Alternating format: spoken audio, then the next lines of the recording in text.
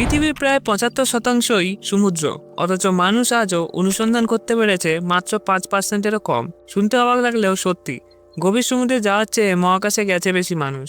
ঢেউয়ের নিচে লুকিয়ে আছে এক ভিন্ন পৃথিবী, যেখানে সূর্যের আলো পৌঁছায় না, চাপ এত ভয়ঙ্কর যে লোহাও চ্যাপ্টা হয়ে যেতে পারে, আর চারপাশে শুধু অন্ধকার ও নীরবতা। এই অমানবিক পরিবেশেই বাস করে এমন সব প্রাণী যাদের অস্তিত্ব বিজ্ঞানকেও প্রশ্নের মুখে ফেলে। চোখ ছাড়া মাছ, আলো জ্বালানো দেহ, দানবের মতো আকৃতি, এরা যেন কোনো সায়েন্স ফিকশন নয়, বরং বাস্তব।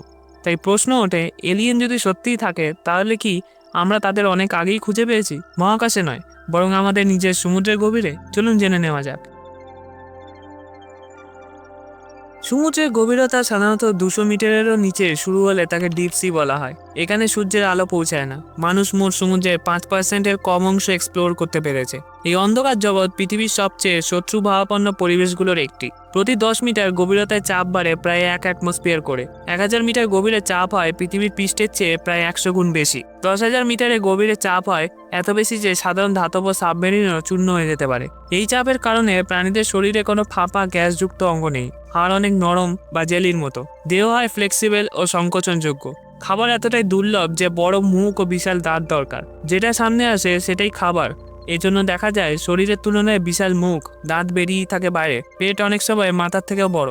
মিলিয়ন বছরের বিবর্তনের ফলে সৌন্দর্য নয়, টিকে থাকাই ছিল লক্ষ্য। তাই তৈরি হয়েছে বায়োলুমিনেসেন্স, ট্রান্সপারেন্ট স্কিন, চোখহীন বা অস্বাভাবিক বড় চোখ, বিকৃত চোয়াল ও শরীর। সেরকমই একটি জীব হলো জায়ান্ট স্কুইড। দৈর্ঘ্য 40 থেকে 43 ফুট পর্যন্ত, ওজন 275 কেজিরও বেশি। শতাব্দীর পর শতাব্দী ধরে নাবিকদের দুঃস্বপ্ন।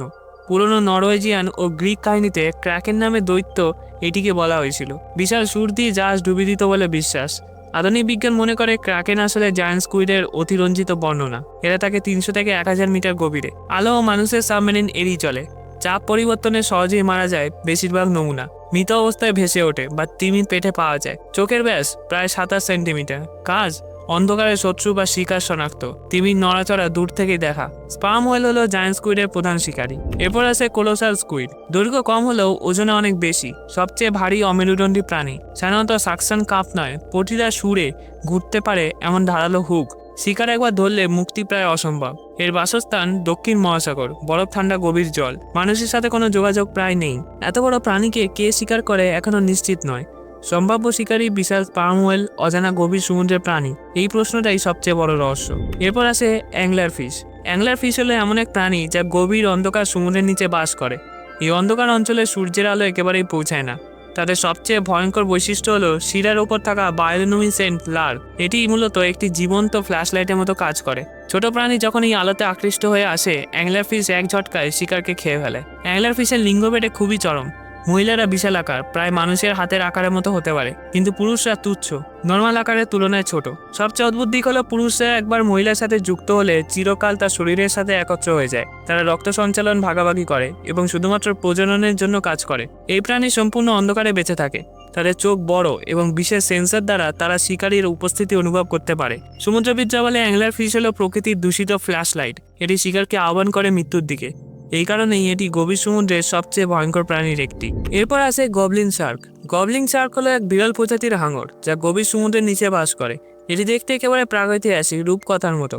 এর শরীরের রং গোলাপি বা ফ্যাকাশে রং, যা অন্যান্য হাঙরের মতো নয়। সবচেয়ে চমকপ্রদ বৈশিষ্ট্য হলো প্রসার্যমান চোয়াল। শিকারকে ধরার সময় এটি চোয়ালটি অতি দ্রুত সামনের দিকে ছুড়ে দেয়।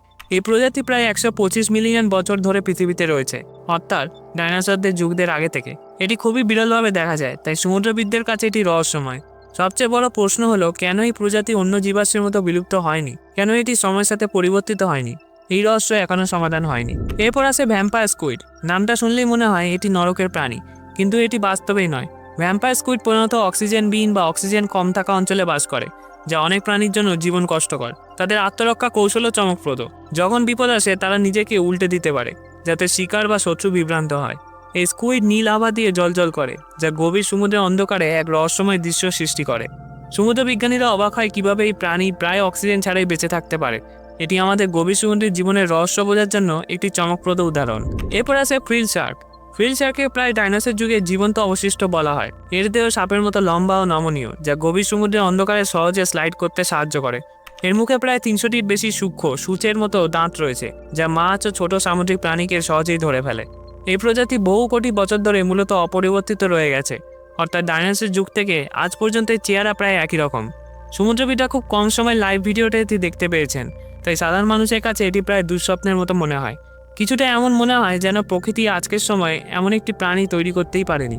এরপর আসে গ্লাস স্কুইড এবং স্বচ্ছ প্রাণীসমূহ। সমুদ্রের গভীর পলাশিক অঞ্চলে এমন প্রাণী দেখতে পাওয়া যায় যাদের দেহ প্রায় স্বচ্ছ। এদের অভ্যন্তরীণ অঙ্গপ্রত্যঙ্গ দৃশ্যমান, যা প্রায় অন্য সব প্রাণীর থেকে তাদের আলাদা করে। স্বচ্ছ দেহ তাদের শিকারী থেকে রক্ষা করতে সাহায্য করে। বিজ্ঞানীরা বলছেন এই স্বচ্ছতা প্রকৃতির এক ধরনের চরম অস্ত্র হতে পারে। প্রশ্ন হলো, এই ইনভিজিবিলিটি কি প্রকৃতির সবচেয়ে বড় অস্ত্র? এরপর আসে black dragon fish. Black dragon ফিশের দেহ সম্পূর্ণ কালো, যা আলো প্রায় পুরোপুরি শোষণ করে। এদের লাল জৈব আলোক সৃষ্টির ক্ষমতা রয়েছে, যা শিকারের কাছে অদৃশ্য। এর মুখে ধারালো সূচের মতো দাঁত রয়েছে এবং এটি নিঃশব্দে শিকার করে। এই মাছটি এতটাই ভয়ঙ্কর যে আমরা এটিকে দেখতে পারি না, কিন্তু এটি আমাদের দেখতে পায়। এবার আছে ডাম্বো অক্টোপাস। ডাম্বো অক্টোপাসের বড় পাকার মতো কান রয়েছে, যার মাধ্যমে এটি সামুদ্রিক জলে স্লো ও প্রায় ভেসে যাওয়ার মতো গতিতে চলাচল করে। এটি এমন এক গভীরে বাস করে যেখানে অন্য কোনো অক্টোপাস টিকে থাকতে পারে না। দেহ নরম এবং কালি উৎপাদন করে না। এটি অত্যন্ত ভঙ্গুর প্রাণী, তাই প্রশ্ন ওঠে কিভাবে এটি এত হালকা ও কোমল দেহ নিয়ে সমুদ্রের চরম চাপ সহ্য করতে পারে। কিছু এমন প্রাণী আছে যা নিয়ে বিজ্ঞানীরা নিশ্চিত নন, যেমন মেগালডন। মেগালডনের দৈর্ঘ্য প্রায় 7 থেকে 70 ফুট হতে পারত। এর দাঁতের প্রমাণ পাওয়া গেছে, কিন্তু পুরো দেহ কখনোই না।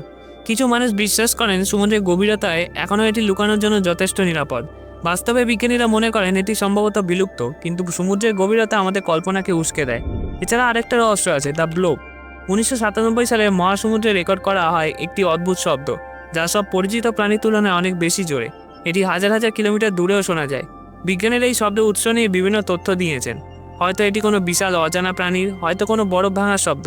আবার কেউ কেউ মনে করেন এটি এমন এক প্রাণীর শব্দ হতে পারে যা হয়তো আজ বিলুপ্ত হয়েছে।